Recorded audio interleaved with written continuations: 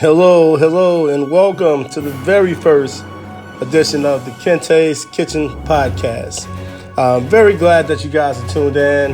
It's going to be a fun show. I'll dive into why I named the sports podcast Kinte's Kitchen in a moment.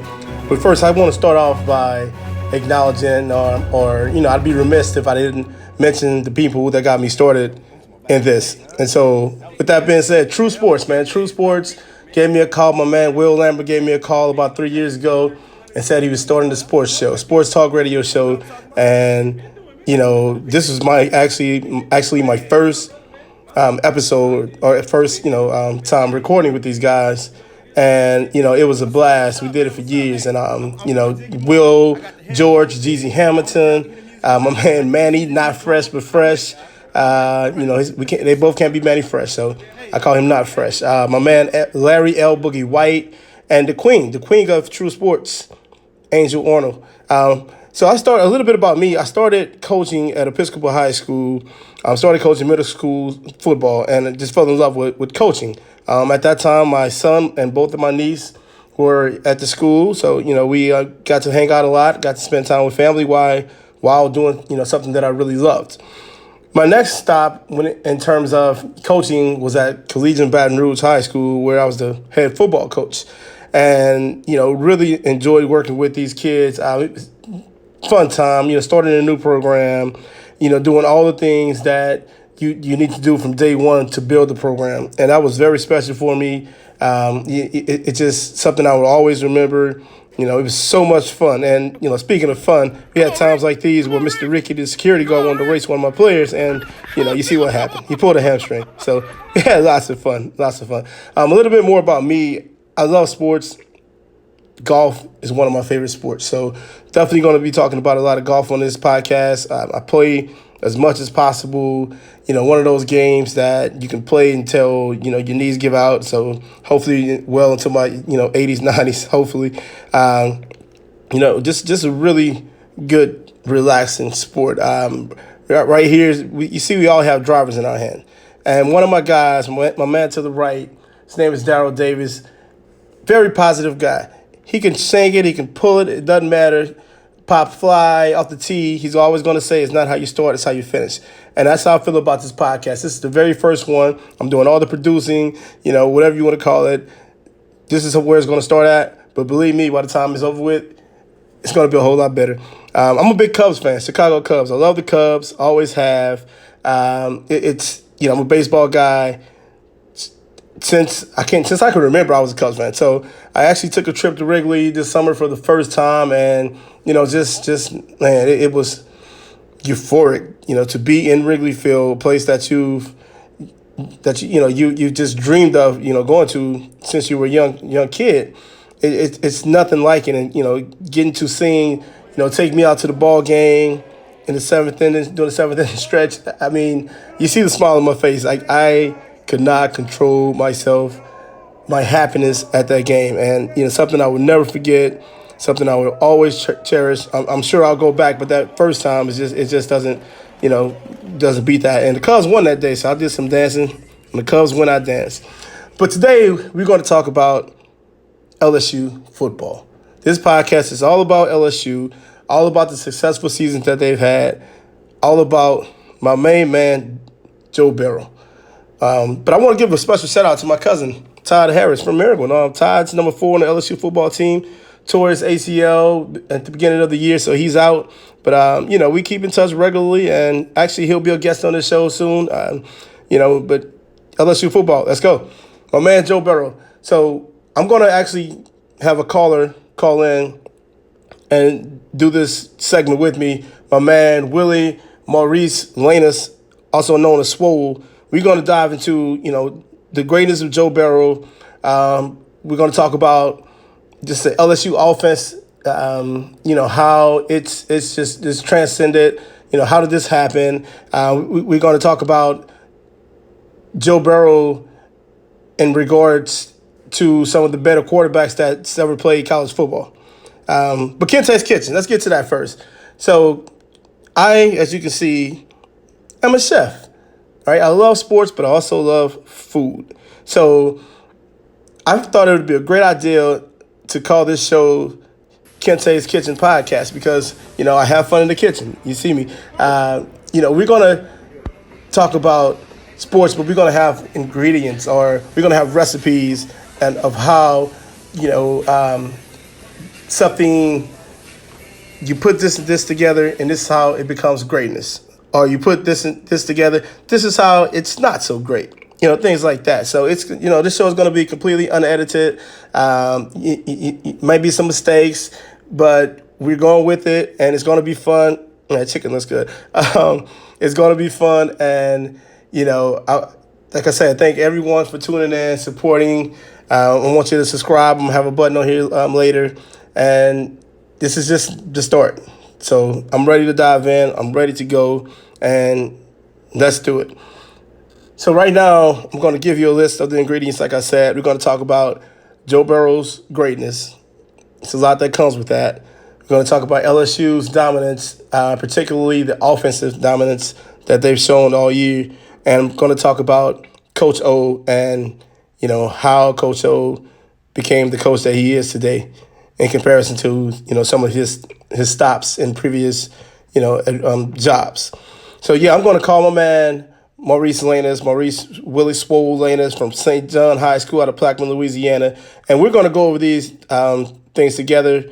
And from two years ago, we had this show. If you put them in, listen to what we talked about. Produce. Right. And that's the point I brought up in a show earlier this year. Talked about giving young coaches a chance and stop recycling these old coaches. They have success for 1 year somewhere, 2 years somewhere, and you give them another shot somewhere. Nah, bring some of these young guys in. Right. Fresh minds. And you see what's happening. Right. Like, these guys are succeeding right now. Welcome back. Kinte's Kitchen, LSU edition. I told you guys, well, first I want to welcome everybody on Facebook Live who's going to join in. It's the Kinte's Kitchen Podcast, day one, first episode. And it just, I don't think it'll be right for me to start talking about anything else but what's going on in Baton Rouge with this LSU football stuff. So, as you can see, I have on my number one LSU jersey. No, this is not a Jamar Chase jersey. No, this is not a Christian Fulton jersey. It says Hill on the back. Got it customized, made for myself. I love it, all right? My lucky jersey. But, hey, special guest on the phone with me. I have my man, Maurice Laynes, in Houston, Texas. So he's joining me via telephone to talk about this. And, it's going to be a good segment. Hey, what's up, Swole? What's going on, man? Yo, what's happening, everybody? What's up out there in Facebook land? Since you're going live with it. Yeah, man, I'm going all right, brother. All right. How's Houston treating you, man? Oh, man, Houston is beautiful, you know what I'm saying? I call it the land of milk and honey, man, because, it's all that opportunity out here in open space, man. So, I like the way you put that, the land of milk and honey. The land of milk and honey, man. Okay.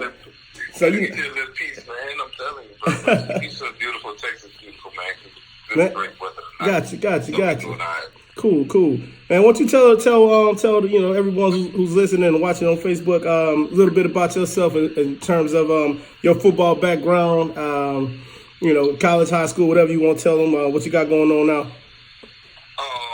Well, my name is Maurice Laynes, man. I'm from there in South Louisiana, man. Little town called Fighting School, Louisiana. I grew up playing 1A football at St. John High School, and after that, about 96, I left there and went to what they used to call Northeast Louisiana University. For you youngsters out there, you're talking about ULM, but I still call it Northeast. The Indians back then. Yeah, the Indians, not the Warhawks, the Indians, you know what I'm saying? Without all the politically correctness. Right. I still like the Indians, but I played football there for about 3 years. Left there, went to law school at Southern University. Now I'm out here in Houston, Texas, making a name for myself, man, making my mama proud. That's like okay. Mama proud, man. So, but I've been studying the game a long time.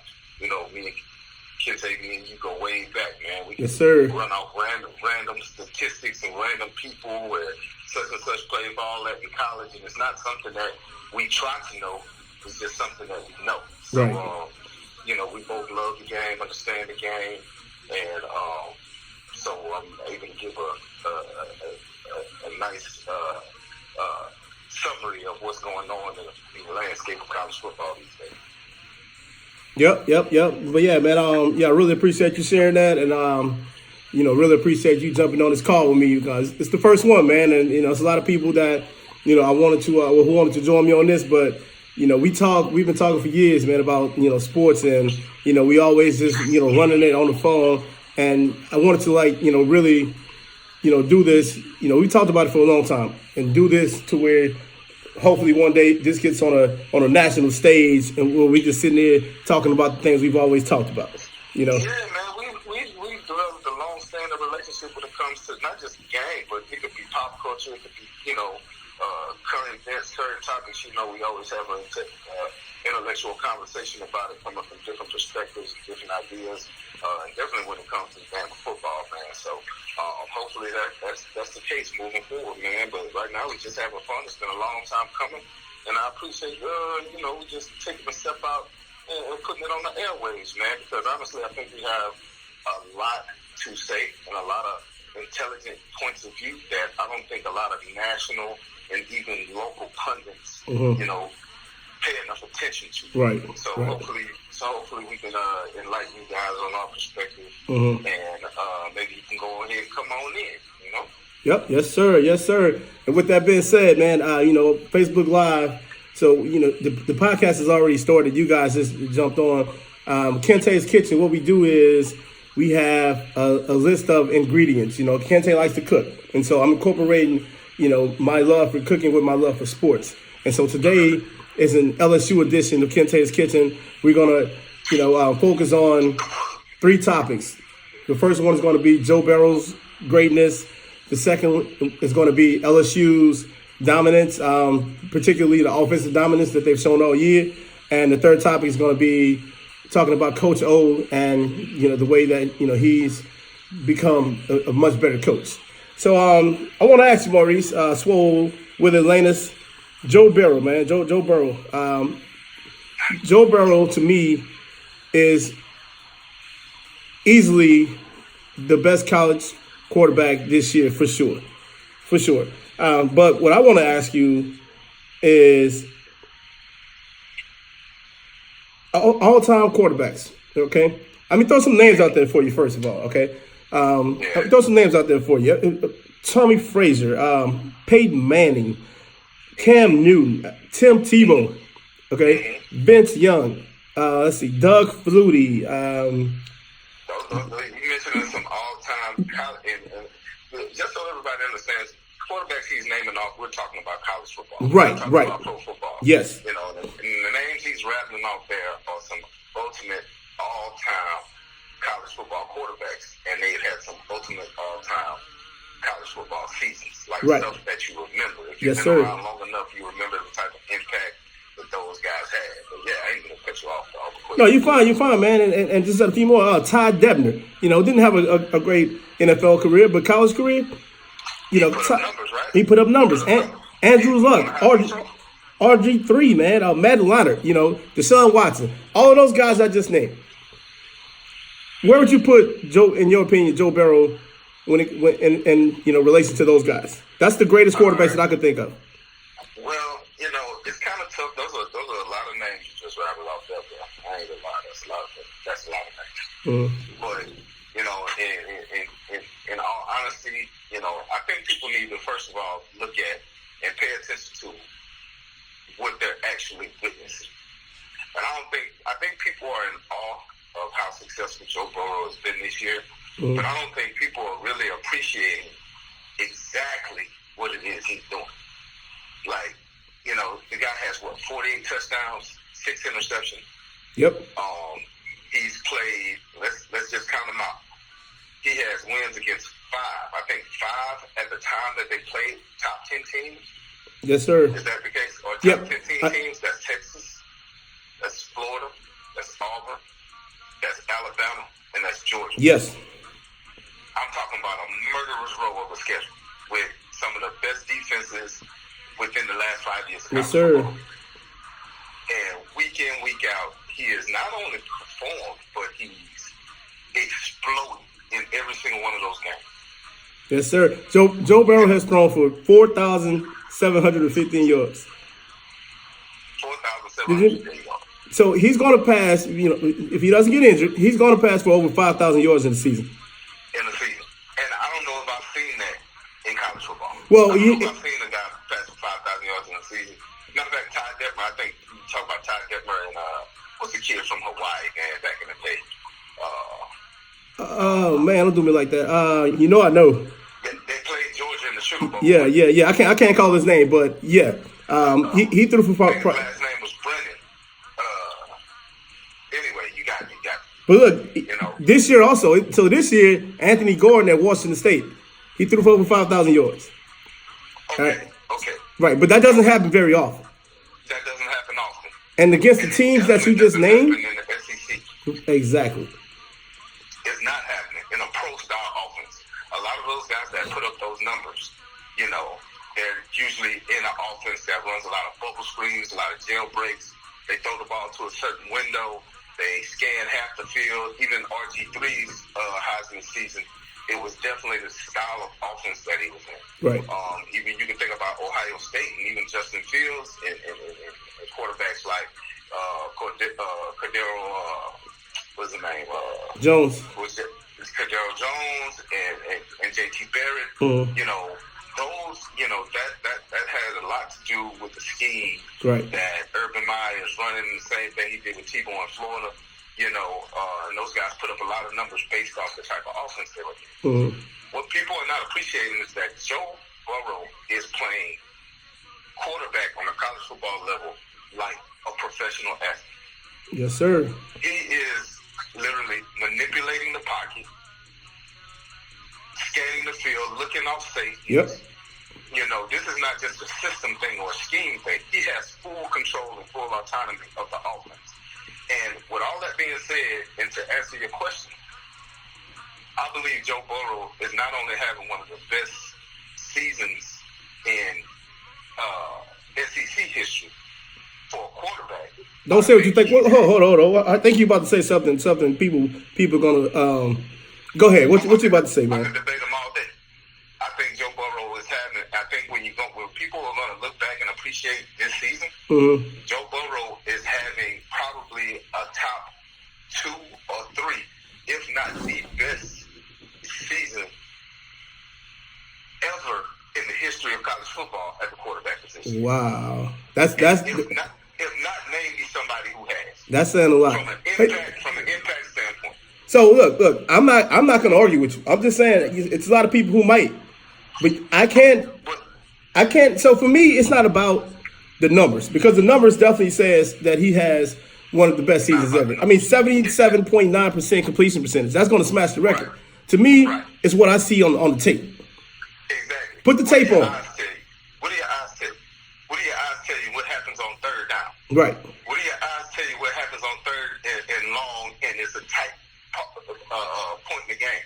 A lot of times what people don't realize is that what I like to look at is, you still there, brother? I'm still here, man.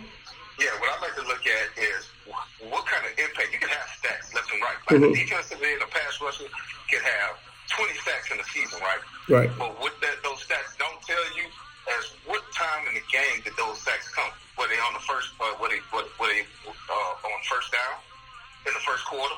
It doesn't matter. Was it on 2nd and 3 when the team just happened to drop back and pass and run into a run blitz? Right. Or did they happen on when it's 3rd and 7 in the fourth quarter, and you know that this particular the offense you're playing against they're down to their final possession, and they're down by 5 against your defense. Did you make the sack then to close out the game? What I'm saying is that Joe Burrow is making those types of plays on top of having the numbers. The numbers match his play on the field. Right. You know what I'm saying? It's not a matter of him just putting up these stats. He's making these plays at critical times in the game that are leading his team to victory. You know what I'm saying? Right. So it's one of those. In the game out. So it's one of those things where people say a man is not defined by what he does in moments when everything's comfortable, but when in times of adversity. So you're telling me when things need to get done, crucial times, he's that person that gets it done, most of the times. Right.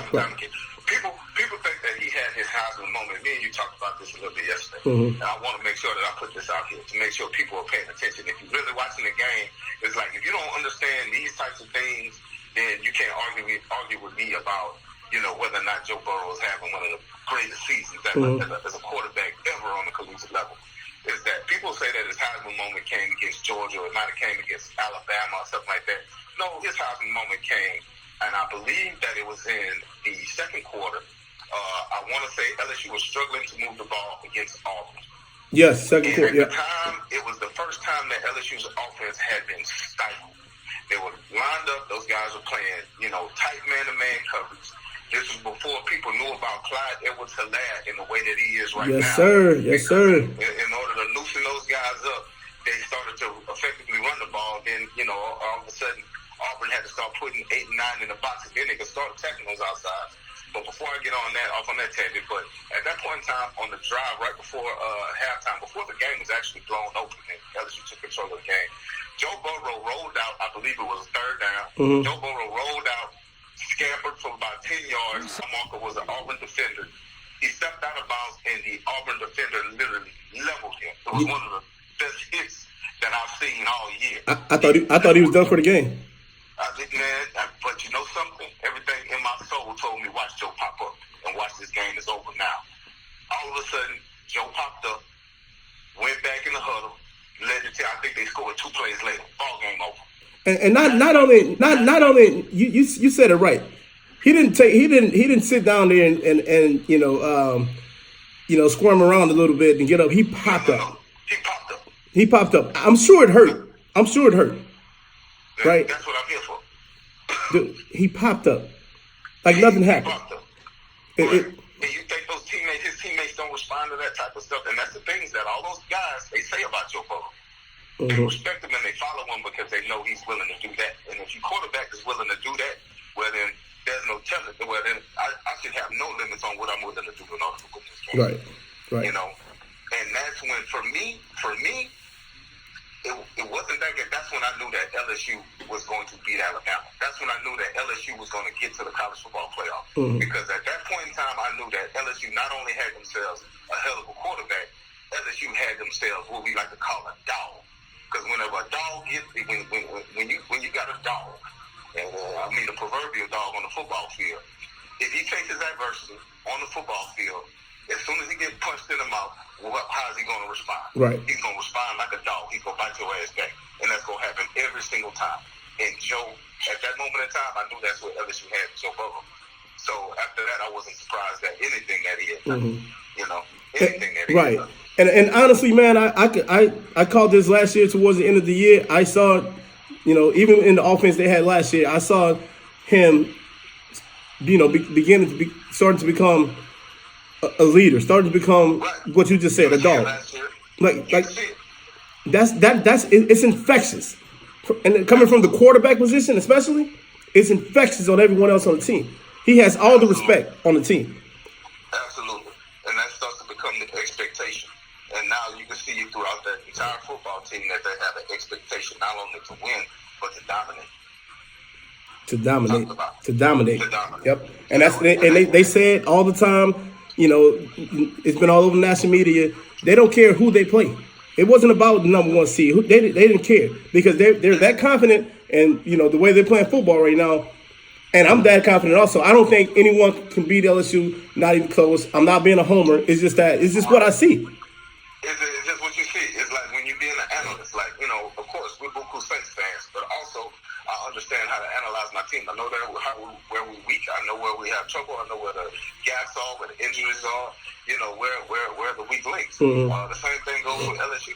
And honestly, I don't think LSU has one. People were worried about the defense for a little while, but honestly, the defensive woes came in 2 ways. One, they had a lot of injuries towards the end of the season. That's number 1. Right. And number 2, a lot of the yards and those plays that they gave up were always at a point in time where it wasn't a matter of it wasn't anything physical where they were getting out mad. It was a mental thing.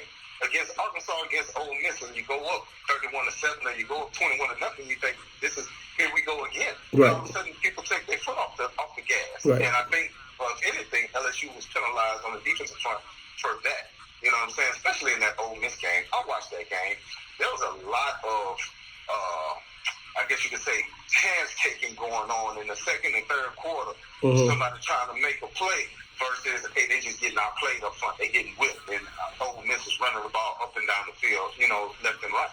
No, I think people, a combination of defenders taking their foot off the gas and notice themselves out of play. Let's not get it. Let's not fool ourselves. Ole Miss has a great running attack. So you get out of your gaps one way or another, man. They'll take that thing to the house just like they showed. That's right. So I wasn't never worried about defense at any given time. I wasn't. The national pundits were, because they don't watch and follow like we do. But I digress. Right. And so, and I'm glad you said that, because sometimes you just have to tip your hat to the other team. Ole Miss had a great, scheme against what Aranda was presenting to them. Right. Absolutely. And they still lost by 30 points. Let's go ahead and put that out there. And like you said, a lot of that had to do with these are kids. They're 18, 22, 23-year-old kids. Absolutely. Okay, so and it's hard to keep them focused. It's hard to keep them focused. Yes, sir. These are not professionals. Let's not get it twisted. It's hard to keep them focused. They're 18, 19, 20 years old. Right. And so we're gonna dive into some defensive things in the next podcast, man. But we're gonna move on. And I really appreciate your input about Joe Burrow, and we're going to talk about him more next week, because it's the week before the college football playoffs semifinals. So I can talk about Joe Burrow all day. College football. Right. Don't at me, bro. Don't at me. Don't fucking at me. Yeah. But anyway, go ahead. But yeah, but next we're moving on to LSU's offense, and Joe Burrow's a part of that. So we're going to talk about him more anyway. But man, so LSU's offense this year, they said that they were going to do something different. Everyone said, I want to see, because we hear that every year. And this year, boy, did they do something different. It was amazing to see such a transformation from one year to another in terms of, just completely transforming your offense for the better. All right. So for me, there's a lot of things that comes with that. First and foremost, I think we all know that Joe Brady, coming over from the Saints, had a hell of a lot to do with, this offense, right? And I'll go over some things in a moment that I really love that what LSU does to our scheme people. Secondly, back to Joe Burrow. Joe Burrow, he's a generational quarterback. Okay, you can't. That offense is good, but you can't just put anybody in that offense and say they're going to do the same things that Joe Burrow did. No, that's just not how it works. It's not going to be the same tempo. It's not going to flow the same. They're not making the same throws. Don't have the same accuracy. Like, all those things are going to be. Right. So I just want to. There's a few things that I want to talk about with LSU's offense that I really love, and the first one it leads me to Joe Burrow. What I've seen Joe Burrow do all year long is look off safeties. And you brought this up earlier. Right? Mm-hmm. He knows where he's going with the ball most times. Sometimes plays are, where he's going to go is predetermined by the coverage that he sees, and sometimes it's not. So the times it's not, you have to be a smart enough quarterback to look off the safeties. You can't stare him down. Right? He's done that over and over and over this year. Right? The second thing is they're getting the ball out really quickly. They're getting, so that alleviates a pass rush. Okay, it slows the pass rush down, and when they do decide to take a 4 or 5 step drop, try to go downfield, those defenders, on top of running the ball, those defenders are slowed down because of the way that they've been attacking. Yeah. Right. Yeah. Absolutely. The third thing that I really love that LSU does, man, it's just about watching some film, knowing enough about football. They run a lot of mirror routes, and what that means is people on the same side run the exact same route, and Joe Burrow gets to determine who he wants to throw to depending on how the tight the coverage is. So it could be double outs, double hitches, double slants. Right? They've run that over and over and over, and it works to perfection. It works to perfection. Right? The last said, I'm gonna let you talk, man. But the other thing is using the back out of the backfield. In passing game, that's not something that LSU has done very often. You see Leonard Fournette He's on Twitter. He's talking about it on Twitter. He's talking about how many passes he got to catch out of the backfield. People who've been there before are jealous of what's going on at LSU right now. Yeah, they are. Yeah, Jealous.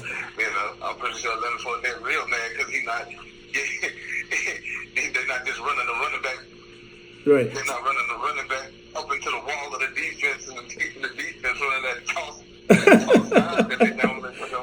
That power toss. In 2014 when they just kept running that poach child up into the wall and the teeth of that defense.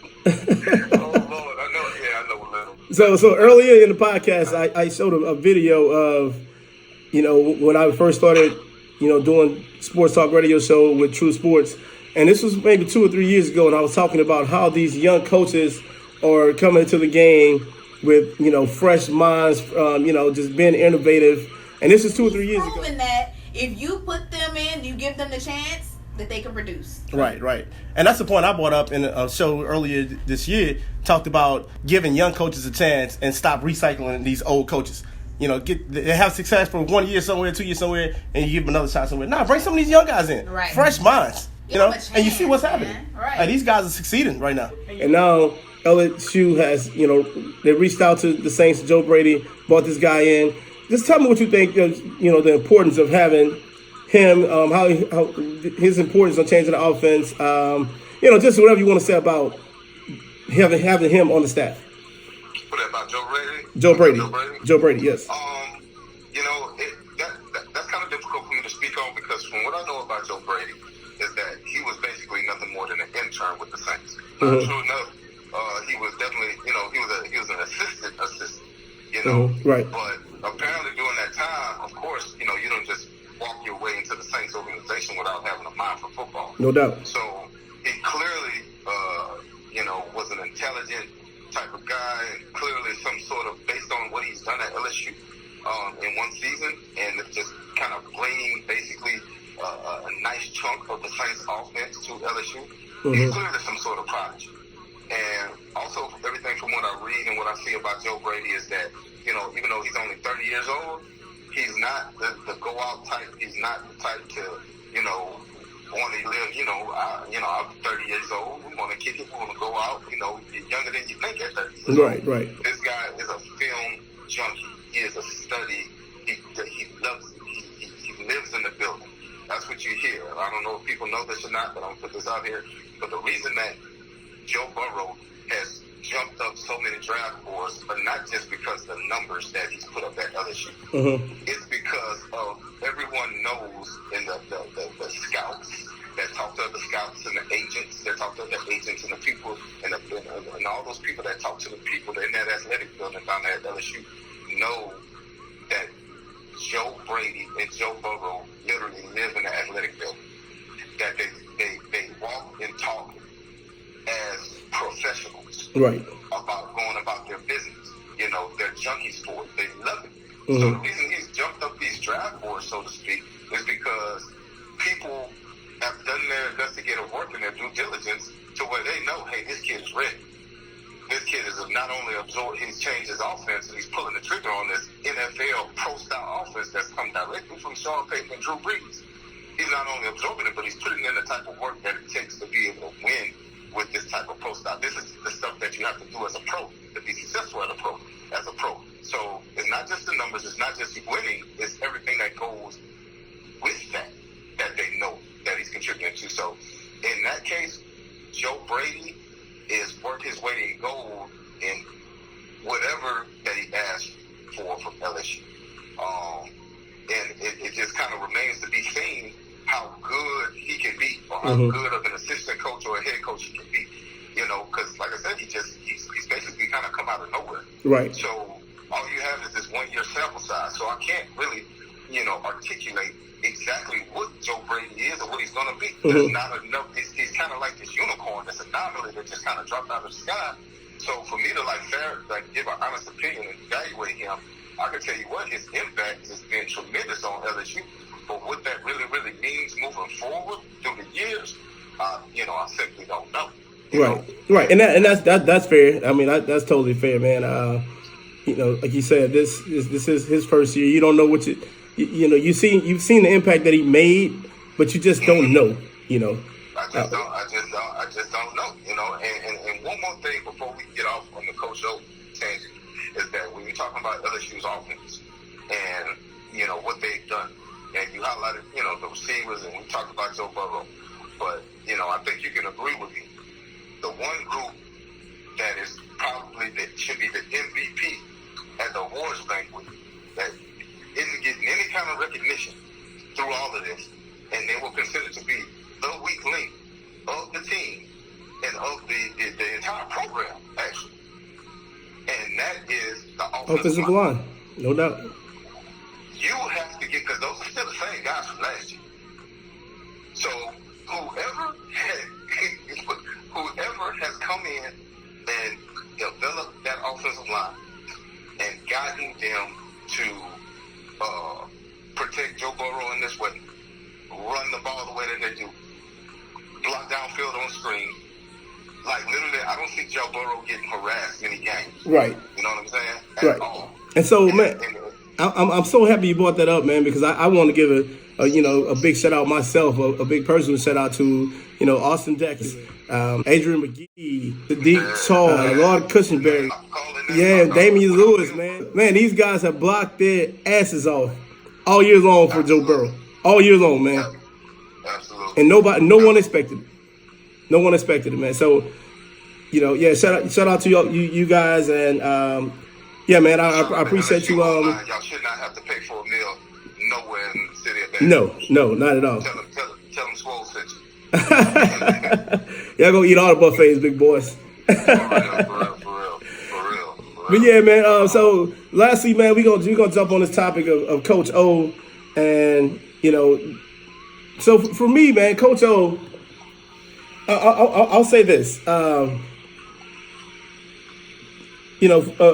A foolish man, he thinks that, he knows everything, right? Mm-hmm. A wise man knows that he doesn't know everything. Hey, right? Hey, I know where you're going, brother. You see where I'm going with this, right? Hey, I said the same thing. Right. You told me the topic. Yep. Hey, I said the same thing. Yep. And so, anybody can make a mistake, but only a fool gonna keep making the same mistakes, right? Absolutely. Coach O, it's been well documented. When he was at Ole Miss, he wanted to do everything. He didn't delegate. He wanted to do everything his way, right? How did that work out for him? Not too well. He got fired. Is he the coach at Ole Miss? Exactly.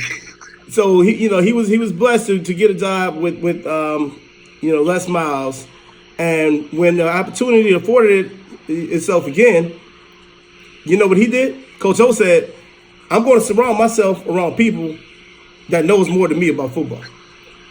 I tell kids all the time, surround yourself around people that's better than you. Right? That's gonna make you better. Coach O finally realized that, look, I can't do it all. I'm gonna get someone who's smarter than me to run this defense, run this offense, and I'm gonna leave them alone. Get the hell out their way. Absolutely. I'm gonna lead the team, and I'm gonna let those guys lead their particular, coordinated positions, whatever. So, yeah, man. So, I love that Coach O has, learned from, his mistakes over the years. Any thoughts that you have, man, about the job that he's doing in Baton Rouge, that he's done this year, the last few years, recruiting, on the field, just whatever? Man, you stole my thunder a little bit. You know what I'm saying? Because that's exactly where I was going with it. I'm sorry, man. People asked me about Coach O's smartness, and I was going to say that Coach O, as far as smartness goes, it's not about an X's and O's thing. Because, if you know anything about Coach O's history, he's an old offensive lineman, defensive lineman.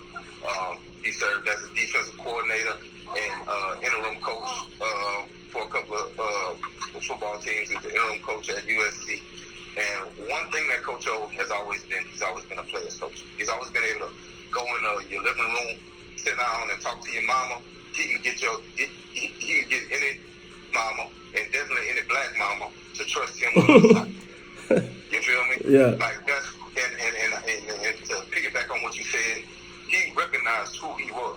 Coach O's is a hell of a recruiter and a hell of a motivator. Right. And let's not get it twisted. Being a coach in today's football is not a coach. Let's just get that clear. It's not a coach. You're no longer hiring X's and O's football coach out there. Mm-hmm. You are hiring a chief executive officer of a major partially state-funded corporate entity. And the revenue generator is football. That is what you're doing. And he took a page out of Nick Saban's book. Nick Saban is a hellified defensive coordinator, defensive genius. But in order to run a program, you realize that, along with, getting the best people to do the best job, you also have to be good at being able to put those best people in the best positions to do their job the best they can do. Right. So when you make the Joe Brady hire, when you make the Randaz hire, when you make the old coach for the Rams a consultant, when you put all these football people, Robinson, and you put all these people around you that know the game, because Coach O is not known for being no supreme defensive mind. He's known for being a recruiter and a motivator. Right. Coach O realized who he was and evolved into an outstanding program manager and CEO. Yes, and like sir. you said, he just got the hell out of the way. Because there's not any time within the game where you're like, hey, man, that's a great coaching job by Coach O. Mm-hmm. There hasn't been any game where you sat there and said, that was a great move. That was a great move. So there hasn't been anything you can pinpoint and say, Coach O is calling the time out here, the clock manager is right here, da-da-da-da-da. That's a collective thing. And you can see that working all on the sideline. He's not gifted in a way of, like I say, the X's and O's, but he can manage the Johnnies and the Joes. Yes, sir. And he's learned to do that. And in today's college football climate, you have to be able to be a CEO. You are the boss of the program. You know what I'm saying? Everybody else does their job. The offense coordinator, defense coordinator, quarterbacks coach, linebackers coach, secondary coach, this, that, and other. Everybody has a job, and it's your job to keep everybody motivated on the same page and keep the engine running in the same direction. He's the conductor. He's the train engineer. Everybody else is leading their sections of the orchestra. You know what I'm saying? You got the percussion over here, you got the tubas over here, you got the horns over here, and all that good stuff. And all he's doing is leading the orchestra. You know what I'm saying? Yes, sir. So, big shout out to Coach O for growth, and big shout out to Coach O for understanding who he is and for not being egotistical about it and thinking that because you don't know, you're incapable. That's not true, and I think a lot of us can take those types of points to our own lives as well. Right. You know what I'm saying? Mm-hmm. So. Yeah, man, that was well said, man, and I'm sorry for stealing some of your talking points. I didn't know. Go ahead. But great minds think alike, bro. That's right. I said, bro, you're an intelligent thinker when it comes to this game of football, and that's why I'm glad that you had me on this podcast, bro. I think that this is lovely, bro. It's lovely. It's always a treat when good people meet and when good people speak, bro. That's right, man. But yeah, we're just getting started, man. So this is the first episode, and I'm gonna let you go here in a second, man. Any lasting words you want to say about anything we talked about tonight? Man, look, I just tell everybody to go on here, get their popcorn ready for this college football playoff. It is going to be exciting, but I'll tell you this, you know what I'm saying? I'll tell you this. I do expect it to be an LSU and Clemson final. Yep, same here. I think those two teams, even though Clemson has not played anybody and has not been tested this season, don't think for a second that those kids, the difference between those kids and LSU's kids is that they have been there on this stage before. And that's the only knock. But they are very identical teams. They run the same style of play. They do the same style of thing. So it's going to be exciting. But I do believe that this is LSU's year because they have the better quarterback. And I think they have a much better quarterback when it comes to the top four. I think Joe Burrow is it. He's that guy. You know what I'm saying? Yep. Joe Burrow is having one of the best seasons ever as a college quarterback, ever. Put it on the board. You can mark it down. You can look back at this season in 10 years and be like, yep, that nigga was right. Joe Burrow acted damn fool in 2019. LSU's offensive line is stupendously improved, and Coach O is by far the coach of the year year, hands down. No doubt. Not just coach of the year, but when you talk about overall growth as a coach and understanding who he is in order to make the program successful, Coach O literally epitomizes what happens when you fail at one thing and then you learn from your mistakes and you get back on that horse and you ride off in the sunset, learning from those mistakes, man. I think a lot of people could take a couple of notes from Coach O, because let's not get it twisted. Nobody really wanted him to be the coach of LSU. Oh, no doubt. Let's not get that twisted. And like everybody wanted him and thought that was the right hire. And I'm one of them. So, right. And I'm one of them. Even myself, I said, no, they need to go ahead and make Les Miles the AD, make a Randaz the head coach, and make Orgeron the defensive coordinator / recruiting coordinator. And I was wrong. I was absolutely wrong. But the good thing about this is that this is a dream job for Coach O, and I don't think he can see himself doing anything or coaching anywhere else. So LSU got themselves a hell of a coach for a long time to come, and they should be thankful to the football guys for that. Yes, sir. But man, I really appreciate you coming on, man. I know it's after work time for you, and so I know you probably had other things you could be doing, but this has been wonderful. This is just the first day of Kinte's Kitchen podcast, and eventually it's going to turn into I don't know the name yet, but it's going to be our podcast or our show, whatever you want to call it. Man, it don't even matter right now. We just worry about what's cooking in the kitchen. Come on, baby. Cooking in the kitchen, bro. Cooking in the kitchen, But yeah, man, I appreciate you having me on, bro. Y'all get at me, man. I'm Willie Maurice on Instagram, aka Swole. Just holler at me. Look forward to many conversations about these topics and sports and everything else you want to talk about, brother. But it was a pleasure being on, man. I appreciate it. Hey, man, can I get you back on next week? Oh yeah, of course, man. You ain't got to ask, man. You know how it is. Sounds good. All right, man. But have a good night, man. I appreciate you, man. All right, brother. Y'all take it easy. All right, man. All right, so yeah, that was man, a great conversation with my man Willie Maurice Laynes. Excited about this LSU football, this college football playoffs. Even if you're more of a Southern fan, I'm a Southern and LSU fan. I'm a Louisiana Baton Rouge guy. I grew up in American Louisiana. You still have to get excited about a team from your town playing in a game of this magnitude. So next week we're going to dive into some of the defensive aspects, and we're going to preview the college football playoff games. So both games, the LSU Oklahoma game and the Ohio State Clemson game. So lots to talk about, lots to preview. I'm going to have Maurice back on. I'm actually going to have Todd Harris on. We're going to talk about some inside things, as much as he can talk about. So that'll be a cool interview. And yeah, it's going to be great. So I appreciate everybody for tuning in to the very first episode of Kinte's Kitchen podcast. I thoroughly enjoyed it. You do what you love. It's natural. It's fun. I don't get enough of it. I'm not tired. Like I said, I'm going to post the podcast soon when I put it all together, and hope you guys enjoyed. Thank you for tuning in. Love you guys. Hey, don't forget to subscribe to my channel. It's Kinte's Kitchen on YouTube. I just wanted to end with some encouraging words. Dream big. That's all I'm saying. Anything is obtainable if you actually put the work in to do it. Love you guys.